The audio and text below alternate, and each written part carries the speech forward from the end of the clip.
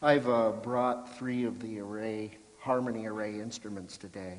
This is the array of Vera, and this is our main instrument here, the music board. And the reason this is our main instrument is that it's an electronic instrument and could be very, very inexpensive to get out to the world. It could be gotten out to the world through apps and so forth. It is the instrument that I think that most people would encounter the array with. These acoustic instruments, as beautiful as they are very expensive and difficult to produce. One of the things about this is that I think that in a way music is a means that you can use. When you play music and when you create music, it's a means that you can use to control how you feel. You can actually, people do things like take drugs and so forth, or take risky behaviors to influence their emotion, and this is very unsafe and counterproductive. But with music, you have a way to influence how you feel very profoundly and very strongly without any risk.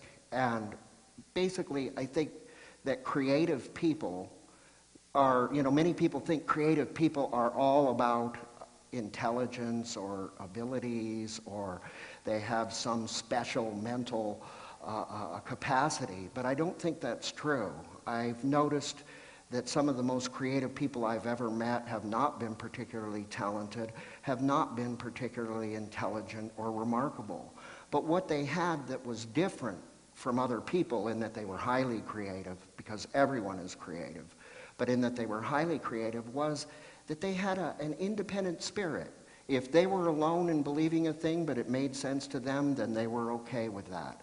They couldn't be pressured by social groups into adopting something, or at least not very easily. And the other thing was, they were not afraid to invest their feelings in their own ideas. They became inspired. They didn't worry about whether others slapped them down. And to me, in many ways, for some reason that I'm not even fully understand myself, music, sound, seems to get right to the heart of your emotion more directly almost than any other art form. As film producers will tell you, it's the music that makes the film. It's the music that affects the emotions the most strongly. And so through music, I think people can become more creative.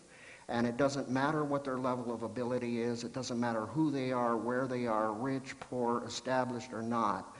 Basically, when you learn to play music, then it automatically brings you to this point of investing in your own emotion, investing in your own inspiration.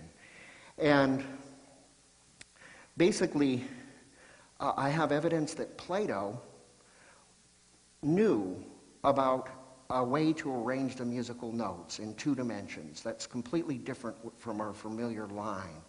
We usually think of music as arranged in a line, notes low to high, right to left, or left to right, or this way on a horn or something.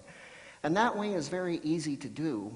It's very easy to put instruments together that way, but it's very, very hard to find emotion in that geometry. It's really hard.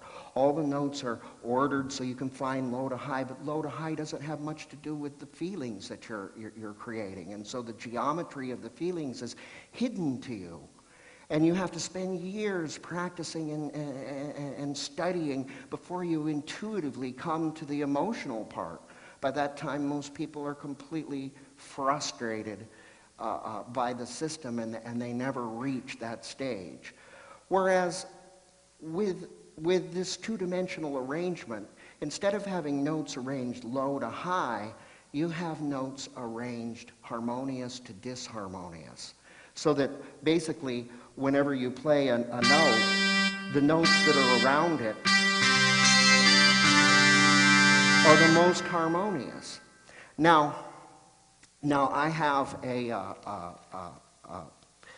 prepared thing that I wanted to say, because there's so much to tell about, because this new model of music impacts all these other fields. It impacts the standard model and the periodic table and the Briggs-Myers personality system. As you know, if you look into psychology and you look into sensory studies, physiology, you look into physics, you study chemistry, there are musical analogs and models in all those things. The atom, the way it behaves, is very musical. It's about different nodes and frequencies that behave in a completely harmonic series way. The atomic numbers are basically prove the ancient Pythagorean theorem that the universe is composed of number, because here you have these atomic numbers. You never have half an electron or a third of an electron. It's whole numbers. And as I said, I have evidence, strong evidence, that Plato knew about this system, but no one ever designed musical instruments after it. Just like the Aztecs had the wheel and made toys based on wheels, but never thought to make carts and wheelbarrows by which to transport things. So people, when they think in a group, they often just miss the most obvious things that an independent person would see immediately. And you would think that the Aztecs, who built giant pyramids and so forth, would have adopted the wheel. This was also true of the Egyptians. And so in a way, this is a kind of wheel of music and emotion. And it is a two-dimensional arrangement instead of a one-dimensional arrangement. Now, I'm just going to read down this real fast because I don't have a lot of time. But these are our the 10 points of our basic thesis. Music is a rhythmic extension of tone of voice, like facial expression, tone of voice, and body language are universally understood means of conveying emotion. Music is a rhythmic extension of tone of voice that conveys emotion. Musical instruments are inventions that allow body language to rhythmically control externally generated tones that convey emotions. Most musical instruments are based on the melody row, a design that ranks notes low to high in a simple line. They are one-dimensional. The geometry of the melody row is easy to design, but physically difficult to play well enough to effectively convey emotion. Most people become frustrated by the difficulty they encounter with the melody row and incorrectly conclude that they are incapable of expressing emotion with a musical instrument. We have created new instruments based on the harmony array, a design that ranks notes from harmonious to inharmonious in a plane. These instruments are two-dimensional. The geometry of the harmony array is difficult to design, but physically easy to play, readily allowing a person to effectively convey emotion. Most people will be encouraged by their first experience in playing a harmony array instrument and correctly conclude they are capable of musical expression. Their initial success with playing expressive instrumental music will better inspire them to take up the challenge of creatively exploring all of their capabilities throughout their life. And there is a huge amount of scientific evidence that early musical exposure, even if you don't continue to play, permanently changes brain function and preserves it. People who play music actually are immune to many forms of mental deterioration with age. So I feel that it's very, very important, because never has the world needed people to harness their creativity more than now. And I would like to also really quickly try to go through the backup of what I'm saying. This small thing down at the bottom has 36 keys. That's how many notes I control with it that are on all three of those keyboards up there, and you would need 288 keys to do it.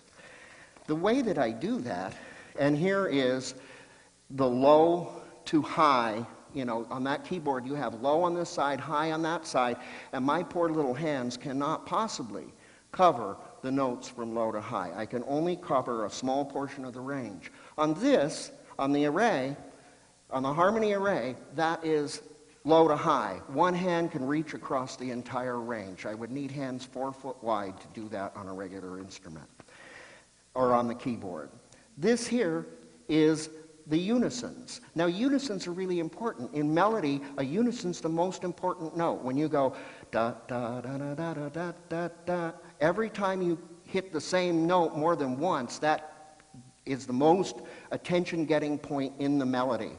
With these keys here, those are unison notes. Those are not even available on a single keyboard. You can need all three keyboards to have unisons, and then you can only reach across a little of the range while playing them. So unisons are effectively not practical on a keyboard, and they are the most important melodic move. Now this here is octaves. These notes here are all the same note, just higher or lower. And for people who don't study music, that may be a little strange, but basically they sound the same, and they're all named the same. In this case, it's all the C's. As you can notice, I can play all the C's with one finger. I cannot play all the C's even with both hands on a keyboard. I would need, and if this is only 5 octaves range, it could be 10, in which case I would need about 4 or 5 people sitting at keyboards in order to do with what I can do with one finger on this. And these are the notes that go together the best. They're virtually transparent. They all sound like the same note. But, of course, or does not sound as impressive as that. Pipe organs with all their controls are, find an automated way to do this, but this is not automated. Then here, you have the most pleasant combination of 2 notes with all the octaves included, and that's a huge fanfare. As you can see on the keyboard, you can't possibly hope to play all that, and I can play it with 2 fingers on here. Now right here is the ugliest note combination possible. As you can see, that's the easiest thing to do in a keyboard. You buy a piano and the kid comes up and goes wham and ah. Not that ugly is bad, because ugly is useful in music, but it's not something you want to hear continuously. It's like the bad part of the movie where somebody important dies or something terrible happens. You need to really be an artist to make that movie now make sense because of that tragedy. And this is about something really dissonantly awful happening. So you want that, but you want it where it's safe, where you have to dial in the combination. And on here, that's like... It's safely segregated. I can play it, but I have to really intend it to play it. Then there are all these patterns in music that lead to different psychological states. One of it you've probably heard is major and minor. And the major chord sounds happy and the minor chord sounds sad. Well, as you see on that keyboard, you can't really see any pattern there. But if you look upon the harmony array, you can see that there are more notes to the left than there are to the right. Any combination that has more notes to the left than to the right sounds happy.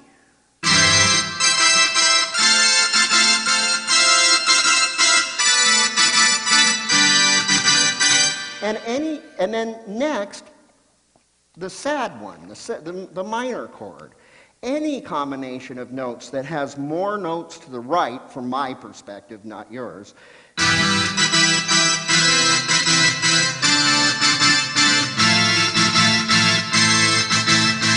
sounds sad. So right away, rather than getting out of college and I'm beginning to understand what the emotional affect of music is, as a 4-year-old walking up to this and banging on it, I pick up on it right away. Now, this is do, re, mi, fa, sol, la, ti, do. As you can see, and this is the way I've drawn it, it's in the key of D. I haven't delineated which is which. I'm just trying to say that do, re, mi, fa, sol, la, ti, do is this. It's...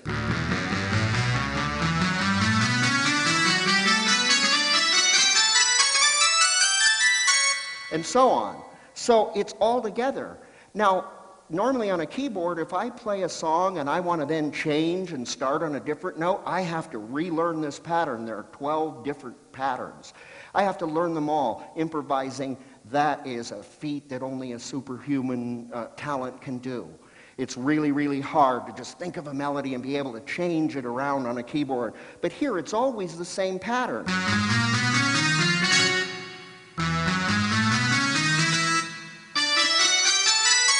It doesn't matter high, low, this way, that way, no matter where you go. It's always, every key signature, as they say in music, which means the note that you're centering the melody around, is always together. There are no notes in that area, no matter where it is, that are not in my key. On the other hand, on the piano, I've got a minefield. I'm constantly afraid, of stepping on the wrong thing and blowing my composition up. And even the best people, Horowitz or whatever, constantly face that mistake. And also, if I hit a key that's right next to the one I intended, it's dissonant. It's the ugly we were talking about. If I miss, I intended to hit this and I hit that, they're so harmonious it hardly matters. So this encourages people. If you think about it, punishment is registered by the human mind something like fivefold over reward. So when people come to an instrument and they get punishment, they get something that they didn't want, it just permanently pushes them away, and it takes a brave, determined soul to continue. Now, this is something that's a little complex to understand, but this shows how patterns are completely symmetrical on the array, patterns that you'd never see on any linear arrangement. And basically, what you see is the one there is a major chord, that happy thing I talked about. And the one and the two are the major chord, they're happy. The 5 and the 6 are the minor chord, they're sad. And that thing to the right and left are all about melody. That all kinds of melodies are in that axis. When you want a melody, you go. But in this axis, in the vertical axis, you've got what's called harmonics and subharmonics. And what that means is those notes go together like they were one note. So when I play, it doesn't even sound like two notes. It sounds like one note that's super rich. If there are more notes lower, it has this deep sound. And if there are more notes higher, it sounds bright. I'm going to play 1 through 8 so that you can hear it.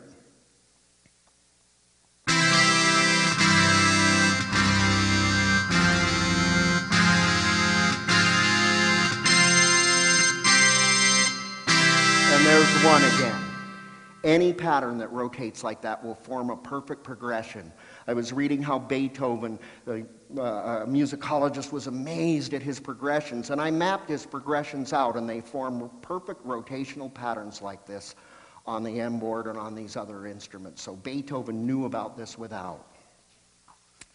So anyway, now we are at the point where I am going to back all this up with a little music.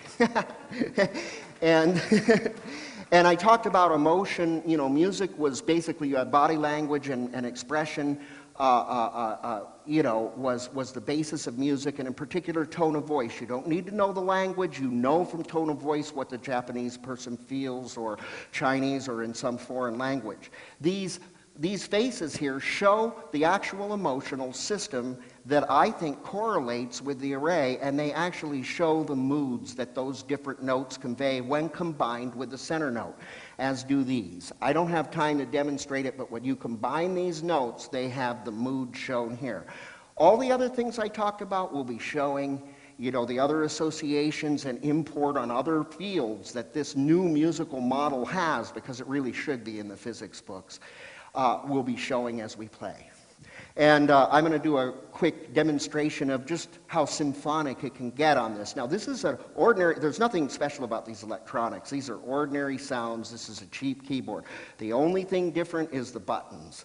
The sounds are just like what you get out of a keyboard at Radio Shack.